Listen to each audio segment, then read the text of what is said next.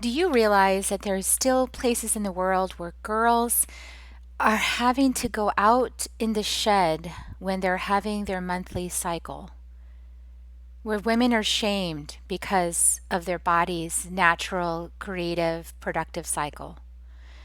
Today we hear from Celeste Mergens, who is the CEO and founder of Days for Girls, and we'll hear some heart touching stories of how she has stepped in to support girls around the world in changing the story about a woman's body. Join us for more.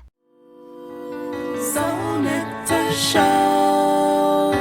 The Soul Nectar Show. You're invited, delighted to discover who you are. Anything is possible if you believe. So join us on this beautiful journey. Soul Nectar Show. Soul Nectar Show. Hello and welcome to another episode of Soul Nectar Show, that show where we talk about all things essence, where we gather around the campfire and we share our stories of connection to that which is greater than us, to the big mystery beyond the veil, to those synchronistic moments, sometimes two by fours, that lead us exactly where we're meant to be in our lives to fulfill our purpose, and to those chapters that close and then new chapters open, and the inquiry of why is this happening for me instead of to me. And those are the conversations that we have on Soul Nectar Show. I'm your host, Carrie Hummingbird. I love having these conversations. My own journey to awakening and discovering who I am and what I'm here for has been quite a precious one. And I would say sometimes along the way, I didn't think it was so precious. I felt like, boy, this is really a burden. This is awful. This is painful. This is terrible. I don't want this anymore. Get me out of here. Can I just come home? Can I just go to my soul home and get out of this mess called earth? And then as long as I've stayed, and every time I've made that decision to stay, it's been such a blessing because I've discovered so much more about myself and the world. And what's most interesting to me is how our change in perspective can change everything and can open up just miracles left and right when we're willing to see through new eyes. And I always have guests on the show that inspire us week after week with their own stories about how those doors closed and other doors opened, and what it was that they learned about themselves and what they're really here to do. And I love interviewing people who are doing the thing they're meant to do, because that's super exciting for all of us when we can see that happening. So today is very much along those same lines. I welcome to the show Celeste Mergens. Welcome to the show. Such a joy to be with you today, Carrie. Well, you guys are going to find out just how special this lady is. So Celeste is the founder and CEO of Days for Girls, and she's led the organization since its inception in 2008. And this has been driven by 20 years of nonprofit and business management experience. This organization has won the Seed Award for Gender Equity and Entrepreneurship, was named as a Next 10 organization poised to change the world in the next decade by the Huffington Post, and is a two-time Girl Effect champion. And so she also is on Oprah's O Magazine, and you guys know how much I love Oprah. Oh, she's on my vision boards all over the place, and I hope she doesn't mind that. She's probably on millions of ladies' vision boards because she's inspired us to step into our own power. And also, this is cool. Married to her best friend Dawn for 40 years with 11 phenomenal children, 15 grandchildren, 4 foster children, 4 foreign exchange students, plus many beloved friends, and so many girls that are influenced by the work that Celeste is doing in the world. And you can check out more of her work at the Days for Girls podcast. And I'll actually be featured over there as well, which is so exciting. And so, Mhm. Celeste, that what an amazing story you have about your life. And people are wondering, were you just born knowing that you were going to work for girls? Were you just born knowing that this was your calling, or did you have to arrive at that? I so did not know that. I thought I was going to grow up to be a scientist, maybe an engineer, maybe an artist or a writer. I never, ever thought that I'd be doing what I do in the world. I've become an expert in sex and menstrual wellness. Never. That's just not on most people's list. And I actually was doing something I loved. I was the founder of a writers conference, like writing, and people came from all over and we enjoyed the creativity and the juice of it. And I woke up every morning so excited about what I was doing. And then came the day that it was just really clear that door was closing. Nothing I did that worked before worked anymore. It was like slugging through mud all of a sudden. It was like nothing I could do could fix it. Contention broke out and I was, that place of why? And even though I know the universe is working for us, not against us, it was hard in that moment and such grief that this thing that I loved, this world I was part of, was dissolving for me. It was my turn to move on. Now, what's interesting is that I had come from a world of poverty where violence and instability was part of our home, where sometimes I didn't have a home, where sometimes I honestly didn't have water or food. And so I knew what scarcity could look like. And so imagine having this home with this beautiful, like the doors open to everyone to come. It's loving. I overlook the waters of beautiful Puget Sound. I love what I do in the world. And then all of a sudden it's like, no, we're changing. It was very difficult to surrender. Yeah, I When can I completely see that. Like that, you got everything you wanted. You got your success, you got your comfort, you got, you know, what your childhood dream probably was, that security. And now it feels like, oh no, what's going to happen to all of that? Exactly.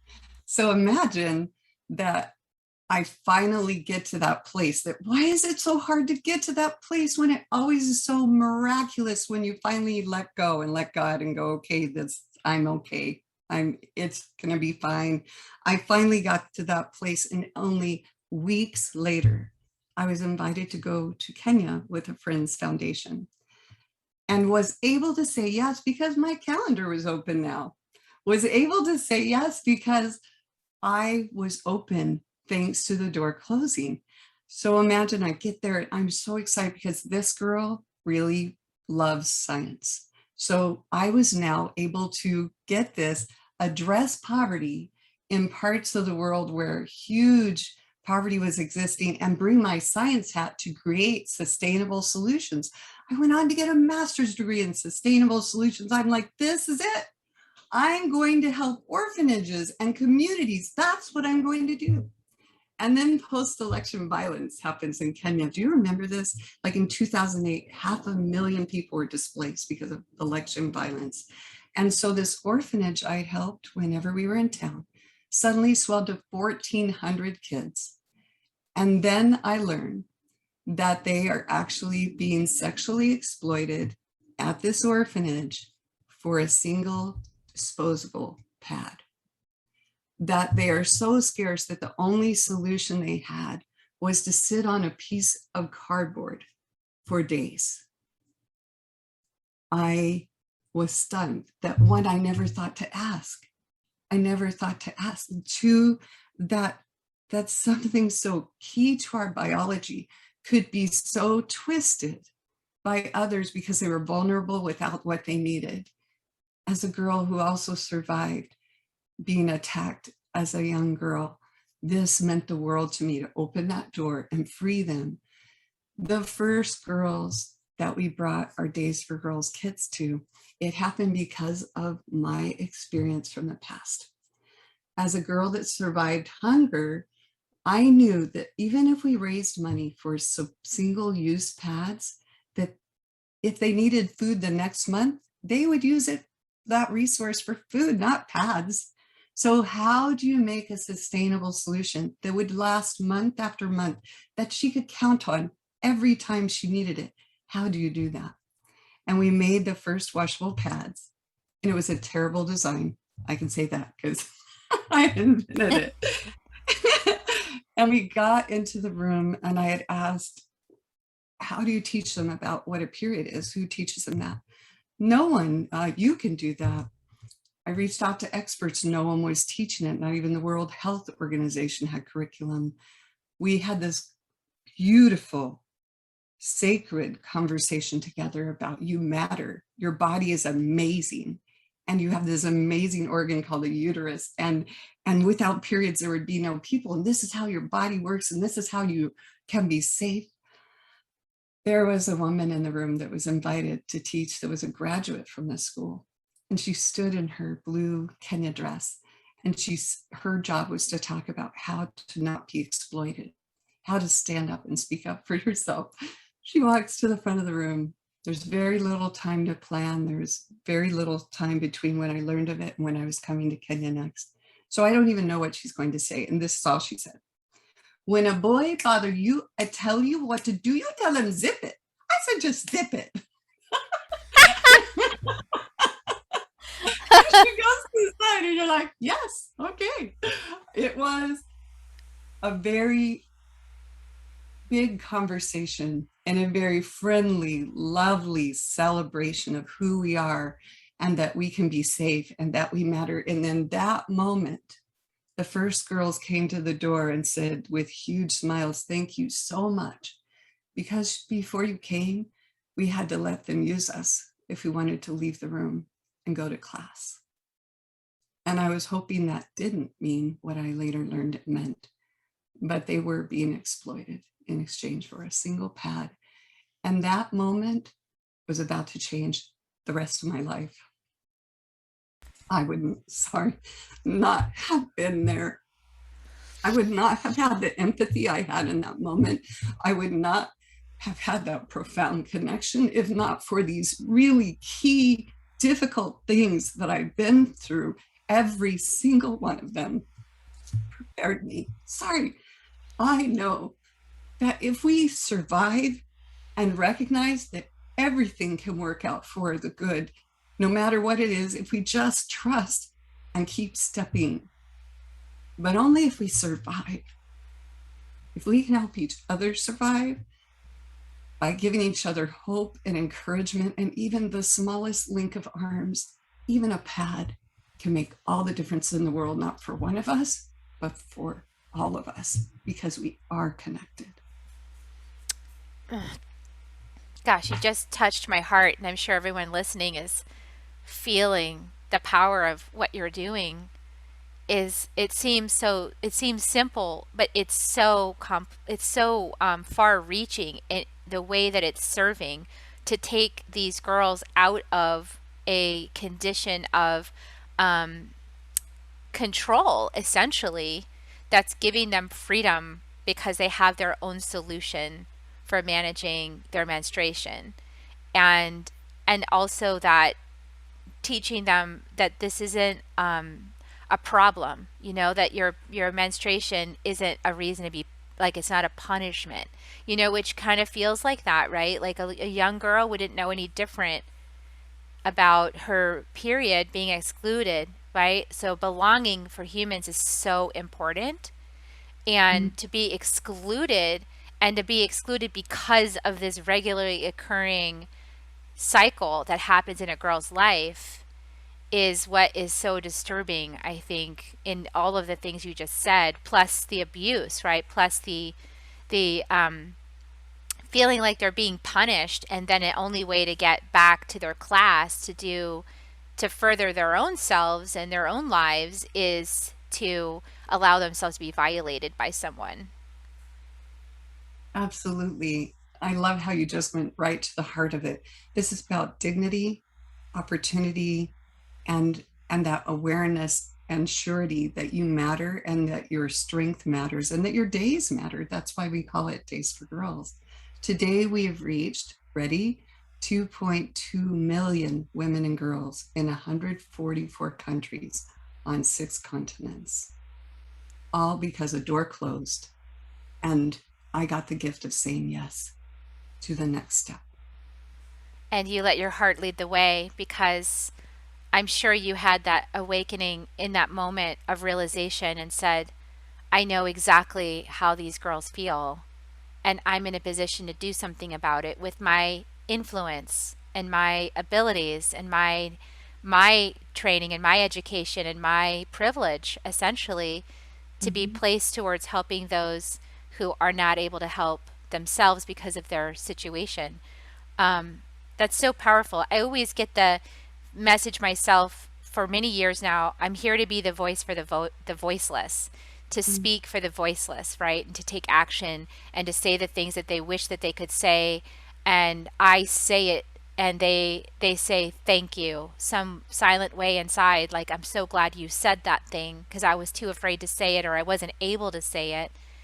And what's interesting is that, the Dalai Lama has said that the Western woman will lead the way and the world will heal because the Western women got courageous and stood up and said, enough, Mhm. enough of this abuse. We won't have it anymore. Absolutely. And this other piece that came into me from one of my mentors in Peru was saying that, each continent during each astrological phase of life in the galaxy, the continents on the planet, they each embody a different chakra. So the chakras are not just for our bodies, but the chakras are actually also continental. And so for this phase of the age of Aquarius, or leading into the age of Aquarius, the United States, North America, is the throat chakra for the world, for the Mm. whole world. And so think about that. Like, it makes sense why Hollywood is like all over the place and everybody wants to know about Hollywood, because that's the throat, that's expression. And I feel like we can leverage that same mechanism that's in place as powerful Western women. We can step in and say, we have something to say on behalf of those who aren't able to speak for themselves, and we have ingenuity that we can bring to the situation to disrupt the power matrices that have been in place suppressing women and girls. Mhm. And we can have trust in each other. So from the beginning, at Days for Girls, we invited women, communities, individuals from all over. Come on, join in. Here's how we're doing it. This is what we're doing. Become part of this movement. And people would sometimes say, you're trusting people to just do your brand and do your pattern, and how do you know you can trust them? And then all over the world, do you want to be an ambassador of health? Great, here's the tools to do it. And there were many that said, you have to have greater control, you have to, and while that can be true, and we had a lot of structure to put in as we went along the way, what I have truly seen is that if you step into something with the willingness and desire to connect, to create a solution that is inclusive, and Days for Girls kits that are washable pads that last up to, we're being told, up to 5 years, always come with something even more long living, which is the education and these inclusive conversations that invite communities where it's so taboo to talk about menstruation that you are not even allowed to be in your home in Western Nepal. You're expected to be in a shed where you are at risk of exposure. This is Nepal, animal attacks, snake attacks, but you are so untouchable. You're just supposed to wait in the shed. Or other places where you can't speak of it, you can't touch food, you can't be around other people, you can't touch the water source. Malawi and parts of South America, it's so intrinsically taboo. This thing that is related to blood, and everything we think of in relation to blood traditionally will be injury and pain. And so if you shame someone that just didn't have the information, what happens is we become other. What happens is pushback. If you invite them to make a new decision, for instance, with the Hindi pundits of Nepal, if you say, what if you ritually cleanse this pad instead of requiring them to be in the shed? It's been against the law to practice this tradition called chapati, that's the isolation of women and girls during menstruation. It's been against the law since 2005. It's been a finable offense since the end of 2008 to 18, but still didn't end because it's all about barriers and shame. When instead the women of Days for Girls Nepal go into these very remote communities and sit and have women's circles talking together, giving the information, celebrating the health and wellness and amazing bodies they have. And then invite the leaders. What if we ritually cleanse this? What if you didn't have to have the government say you can't do this? What if you just made a new decision in support of your tradition? Then almost 20,000 women and girls were freed from sheds in just 3 years, because now it's an inclusive conversation. And all of the invitation to come help us shift this in the world, this is something we can change. A lot of things are hard right now. COVID, disasters, climate change, otherness that's become so pervasive. This is something we can change, and the very taboo of it can be instead, watch what we can bring together and make inclusive.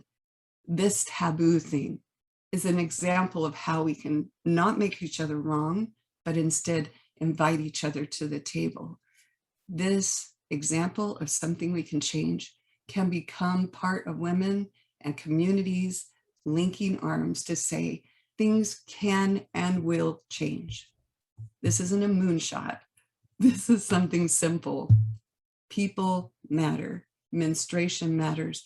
And even the most simple things can make a profound difference when you do it from connection and invitation.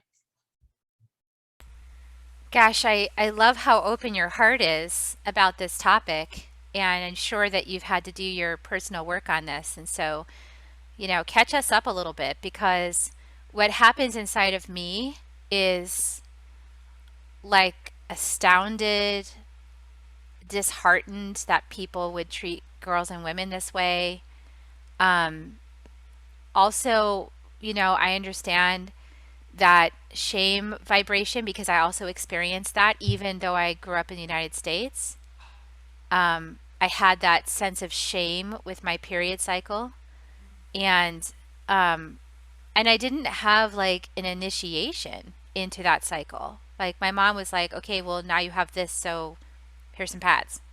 Like I don't know what Yes. I don't not sure what kind of discussion to have with you about this. And I Mhm. remember even when I was learning about tampons, because I had such a flow that it was like I needed extra support. It wasn't good enough for me. I needed more. And they didn't have the cups. I'm 52, so I didn't have any of that technology then. And my mom's friend had to show me how to do it, because my mom was like, I'm not doing that. Yeah. It's too intimate. I'm not telling you about that. So Yeah. it's just interesting. There were many ancient traditions, indigenous traditions, where the women's menstruation was a blessing. It was something to celebrate, was something to honor the earth with. Actually, even our menses, like honoring the earth with the menses, Mhm. and um, and it was interesting for me to find out one time when my stepdaughter got her first blood, her first moon. I did is I asked her mother, and we came together for her, and we did a celebration in a sweat lodge, right, for her first at the first to create this tradition and initiation. Like, you're just entering into womanhood now, so let's mark that, let's celebrate that, and let's talk about. So you get a history on what I experienced when I first had mine, and what her mom experienced, and then some of the other ladies that came to celebrate with her. And it was a beautiful experience. And one thing that surprised me, though, was the curandera said, who led this event, said, why do you think that women are not allowed into sweat lodges if they're on their period? And I said, well, because men are chauvinists.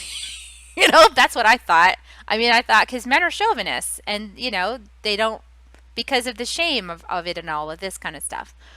And she said, no, that's not true. I said, what is it then? She said, because a woman on her moon has so much power,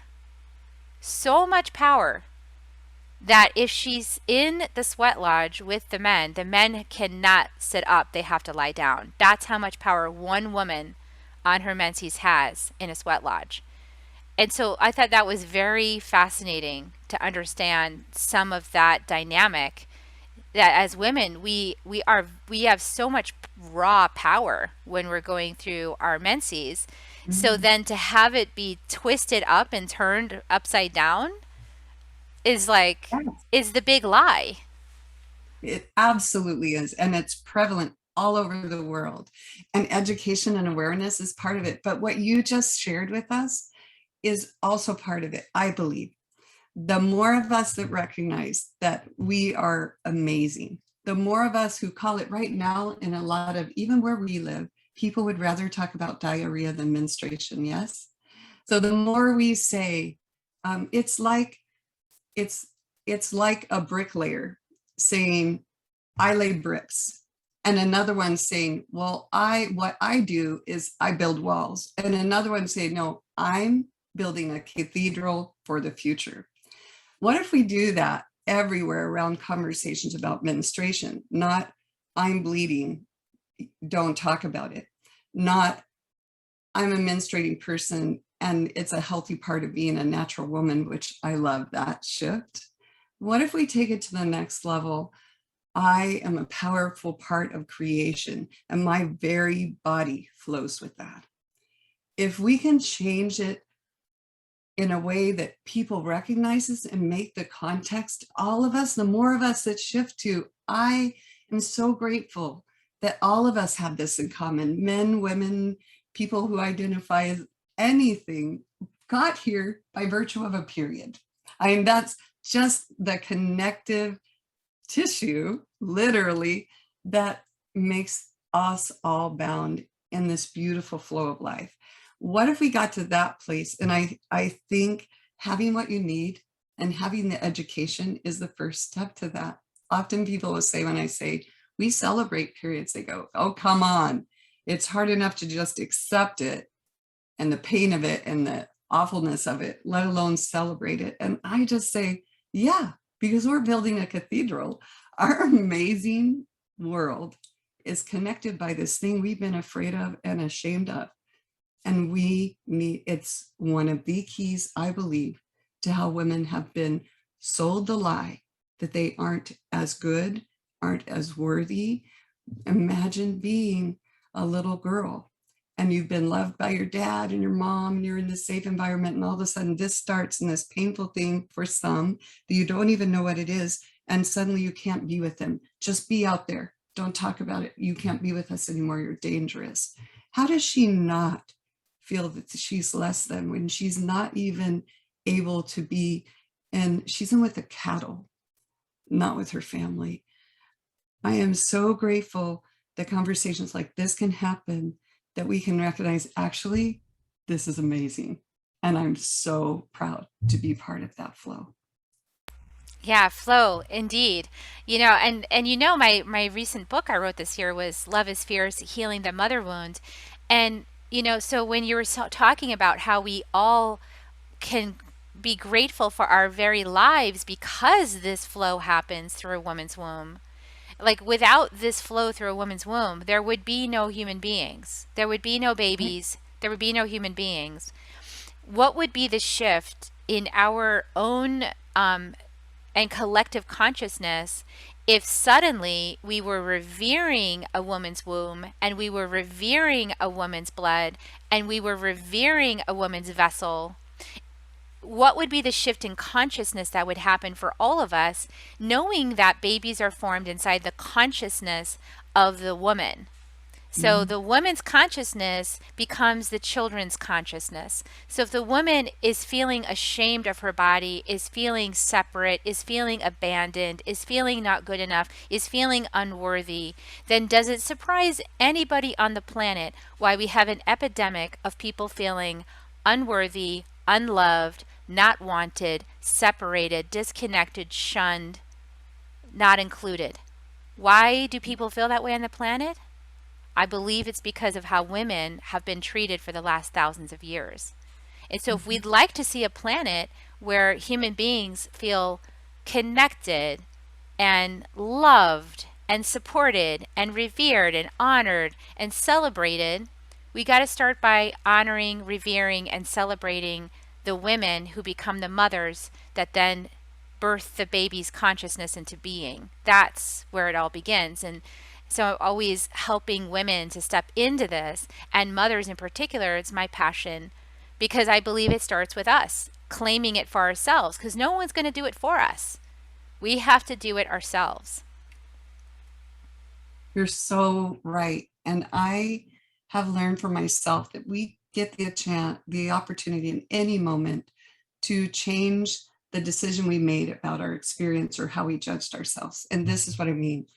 Um, when something happens, we make a category for it. So my menstruation is a pain and it's such a fill in blank here, um, or any other experience, we set a category for that. Either it was bad, or that experience was traumatic, or that experience was awesome. We get to choose that. And sometimes we look back at things as a trauma point, and that trauma point holds us back, and we're really literally anchored in our thoughts and in our patterns to this trauma that happened, and we're trying to worry our way through it. I believe that instead we could go back to that moment, open the moment up when we made the decision of how to say what this thing means, and change the meaning. Change the meaning to, actually, this is what I got out of it, and this is the strength I'm taking forward. And actually, it's this, just like the bricklayer. Actually, I'm not just laying bricks. I'm going, like, I've got a trail of cathedrals that I've been part of, and I am a cathedral builder, right? And I am actually a shaper of humanity. That's what's happening. So of course it might be painful sometimes. Hello, I'm shaping humanity. We can reshape that experience.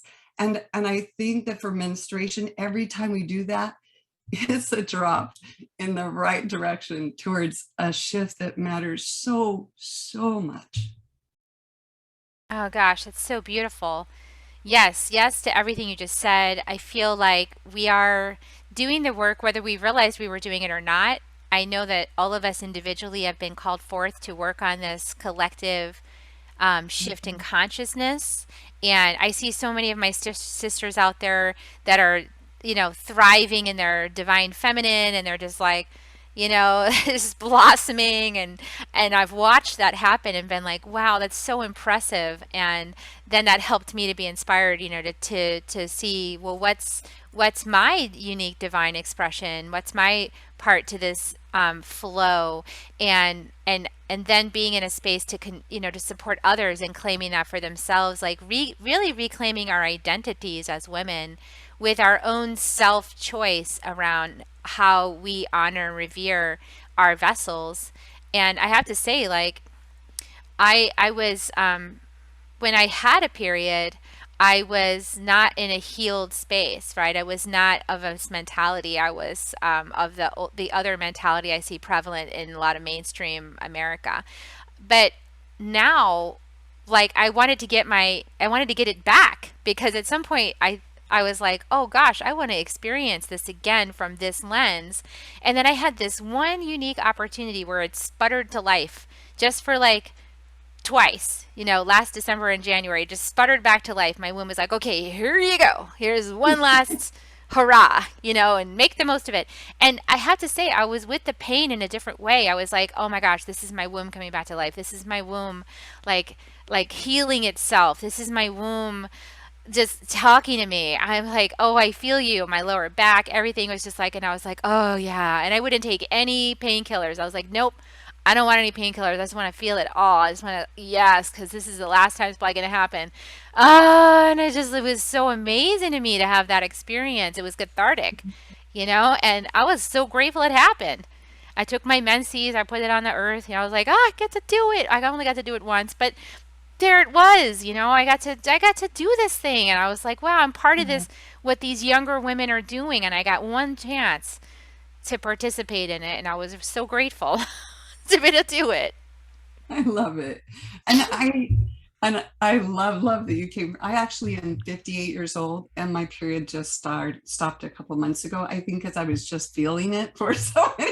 I was like, I was going for oldest woman in the world to menstruate, but it did come to an end. And I found that this too is part of that release thing. The hot flash, the mood swing that can happen when all of our hormones are shifting again. And I found that if I just called the hot flashes a power surge and just welcomed that and went, ooh, power surge in action, of course, because we're bringing it, and embrace that too. That even on this side, I feel a little tinge of regret. My skin is changing a lot. I'm noticing since I don't have a period. I've noticed that, but I also feel, I don't know, somehow like I get to be the keeper of the other side of this and be mature in a new way. It feels, this too feels good to me. And this feels like a wisdom place that I can say, okay, I'm on this side, it's going to be fine. Just follow me this way. Power surges will be fine. It's all going to pass. You're about to cocoon again.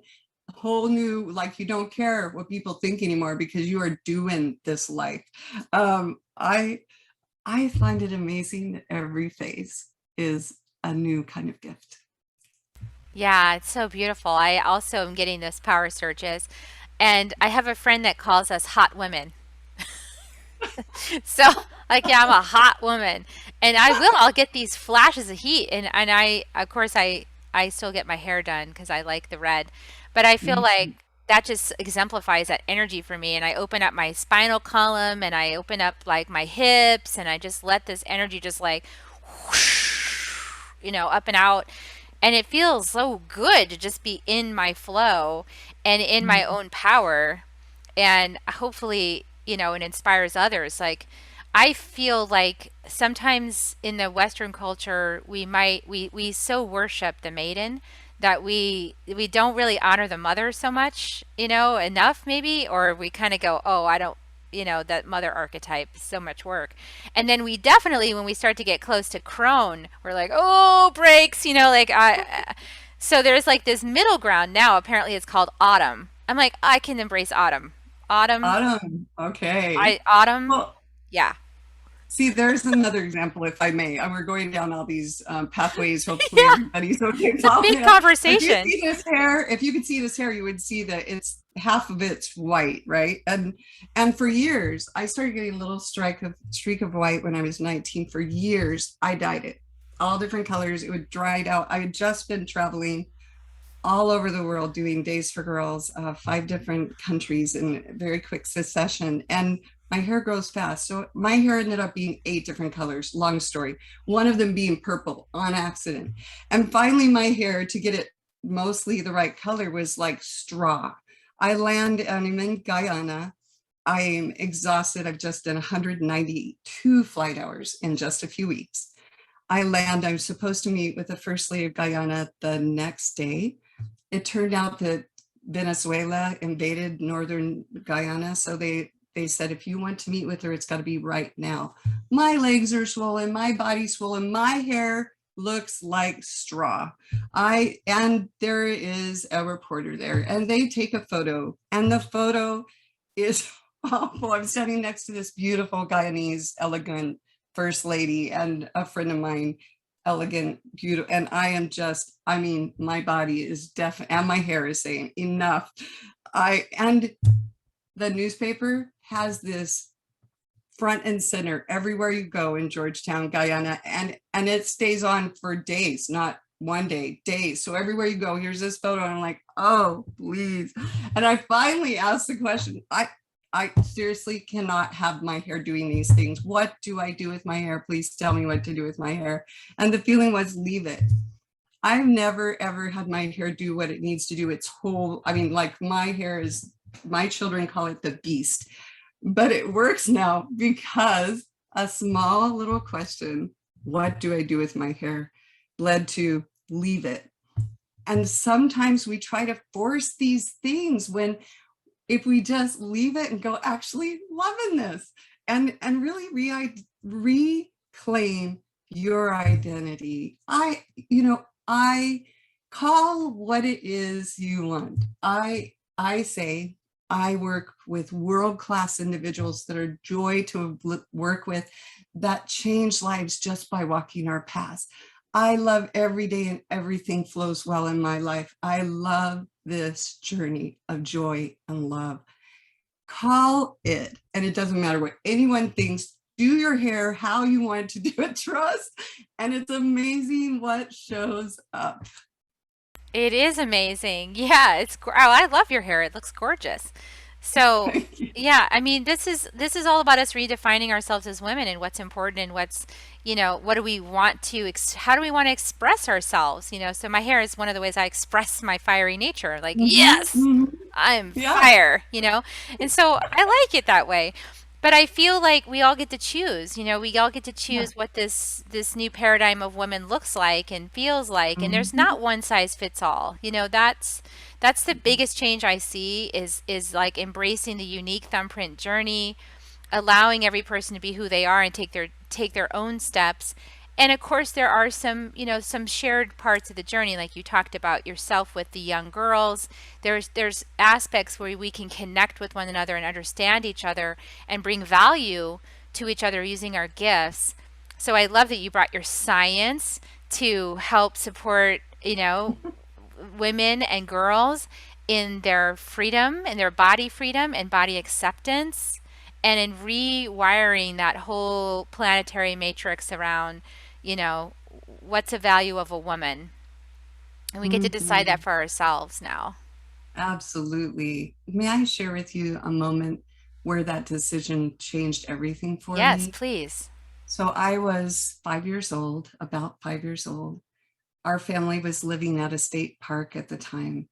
And I was walking along a sidewalk. It was sparkling. You know how the sun shines on the silica and the sand and of the concrete. So I was walking along a path, and a dog walks into to my view, and I look down at this dog, and it has a glistening rhinestone collar up to the owner's hand, and she has in her hand a half-eaten apple. And I'm looking at it now. I honestly hadn't eaten in at least a day, and fruit was something that didn't happen often. And so she throws this half-eaten apple, which in my mind was huge, I'm sure it wasn't, and into the dumpster by us. And I'm staring at it, and I'm wondering if I can get in that dumpster and be able to get out with the apple. So I'm staring at the dumpster, and then you get that feeling in the back of your neck that this person's staring at you. So I turn and look at her, and she's looking me up and down, that judgment look. And she says, "Where are your shoes, girl?"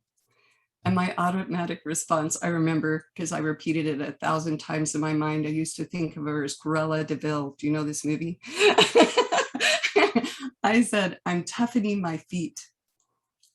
And in that moment, it was like a mirror turned, and I could see what she saw when she looked at me. I could see that she saw a girl who was dirty and clothes were too small and no shoes.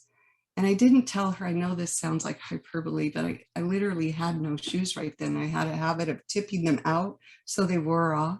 And my mom would cut them down, and it was over, and it was summer and it was fine. So I had no shoes, but I didn't tell her that. I just witnessed that moment and what she saw when she looked at me. And I had this feeling just well up from inside me. I am not what you see. I am not from this place. I am not what you think. And in that moment, she had already turned away. I didn't even get to say anything else, but I got the gift of deciding for myself who I am and recognizing that we are not our circumstances. We are the decisions we make, the path we choose. We are what we choose. She didn't have that power. And I used to think of her as, like I said, Cruella de Vil. And now I recognize, for all I know, that could have been an angel, because I got the gift at just 5 years of age. Are you the homeless girl? Are you the girl that is hungry? And I was so clear, I am not. That gave me the gift to go into communities where there is so much need, and not need to judge them for the lack, but the need to celebrate. What is it you want? What is it we can do together, linking arms? I'm so excited about the future you will create, and just absolute assurance that we are held in this life, that this journey, no matter how dark it may look, can have a phenomenal outcome later if you breathe in and out through it and trust that you are held. Today, I can work 18-hour days. I did yesterday, have time and experience with my family, and do the work I do. And it doesn't feel like a rock. I am lifted by it because, sorry, it is the joy of my path. And it's probably not the only thing I'll ever do, because I also learned by the experience of the door closing on my earlier career and opportunity, we're not what we do either. We're not the awards. We're not the relationships. We're not, it's all part of the journey. And it's way bigger and more joyful than we can possibly understand. So we might as well enjoy it. We might as well celebrate it. And we might as well define it for ourselves. So powerful. Oh gosh. What a huge heart opening. Ah, I'm just like feeling all that right now. Woo! The thing that's resonating with me so strongly is like part of my healer training. When you step out to be a healer for other people to support them in their healing journey, this is like such a crucial aspect of being a healer, is what you just said, is how you see someone. Like how I see someone as a client, and the attitude or the perception I hold of them makes all the difference in their healing. Because if I see them as wounded or broken or sad, or I'm creating those micro judgments, then that is getting in the way of their healing, because that's activating with them all the places that they feel that way about themselves.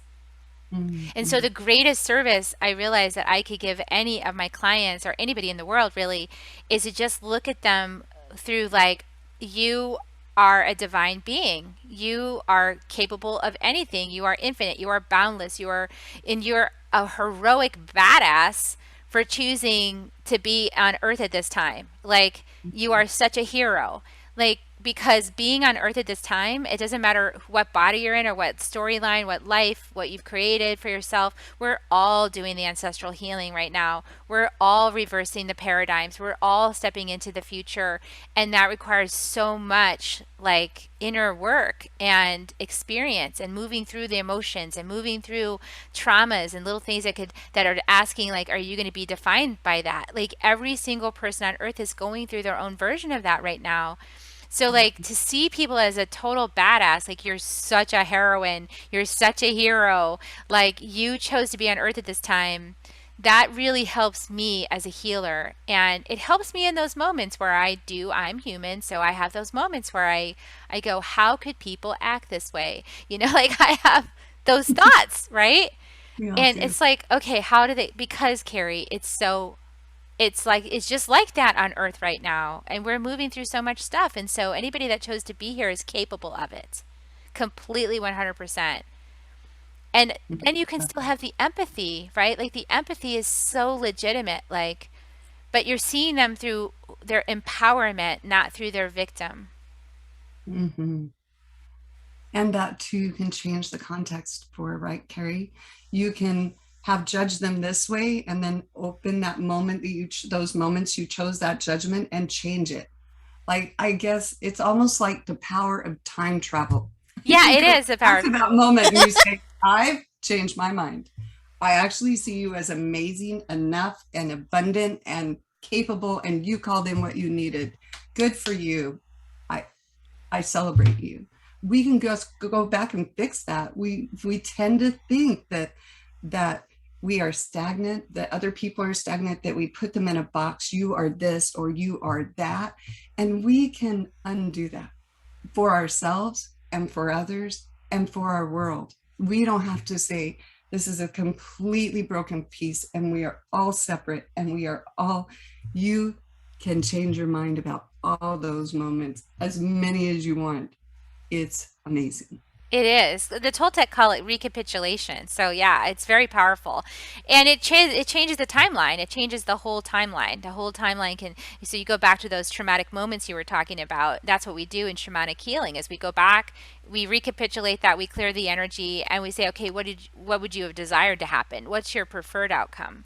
And then people are say, well, that's just your imagination. I'm like, kind of. I mean, but so it's powerful. It works. Just you have to try it, right? It's one of those things you have to try, and then you experience how things get lifted when you start making those new choices and going back and like redoing it, it actually opens a lot of things up. Things change. Exactly, because how it landed in you has to do with the interpretation you gave it and the energy and emotional response in that moment. So it absolutely changes it for you if you change that response. And you can change that response in any moment. That's been such a gift to understand. It just makes sense to me. And I'm a science girl as well as a spiritual girl. Yeah. It's the Well, real it's quantum thing. physics Yes, it is. in action. So awesome. So amazing. So you have a new book coming out, don't you? I will be. It's currently called Finding Days. It's the story of Days for Girls and my early life and the experience of this journey of recognizing the beauty and lessons and things and how they connect us to powerful outcomes and celebrating all the good that Days for Girls does because of the amazing individuals linking arms and the powerful stories of those who have shifted the community response to menstrual inequity where they live and brought greater dignity, health, and opportunity. I'm so excited for the world to get to read it. Yeah, I am too. Well, as soon as that's available, we will post that in the show notes. And in the meantime, we'll post links to Days for Girls and to the podcast.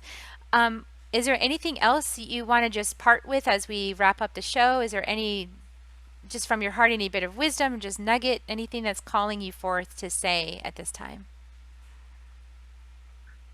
We all matter so much in this journey. And right now, when there are so many reasons to believe that there is fear as our primary response, that there are reasons to despair, that the hopelessness in what could happen in the future, we are the ones that get to respond.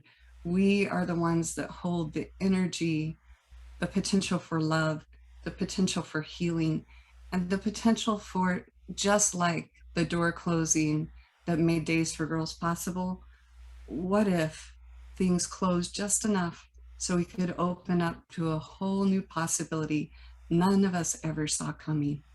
Together, we can hold that hope. Together, we can have the faith and hope that it is coming together. We can be part of that transformation. We don't have to fall for the lie that things have to be horrible. We don't have to fall for the lie of separation. We can instead and believe in the dignity and opportunity and health of our whole world, in a world where we all have full opportunity every day. Oh, beautiful. Thank you so much. That's gorgeous. That's what I would call dreaming in the new dream. That's where we all get to co-create that, and we are anyway. So if you don't realize you're co-creating the reality, then it's a good time to realize that and change what you're co-creating if you don't like it. So just an invitation. So beautiful. So I'll put links to all your places, and we're going to give kisses on the way out. Would you like to join me in giving everyone kisses? Okay, Yes, please. here they go. Mwah. We love you, everyone. Please share this episode out, like, subscribe, follow all the words, and give it out to anybody that you think would be inspired by this episode, who would love to learn more about Celeste and about Days for Girls and Soul Nectar Show. So like, subscribe, and do all that good stuff. We love you. Have a great week, and we'll see you next time on Soul Nectar Show. Bye for now. If you found even one gold nugget in this episode of Soul Nectar Show, will you do us a favor? Will you subscribe, like, and share this episode? Maybe even write a comment and let us know what you thought about it. We really, really want to engage with you at a much deeper level. Let's be part of community together. Have a great week, everyone. Bye for now.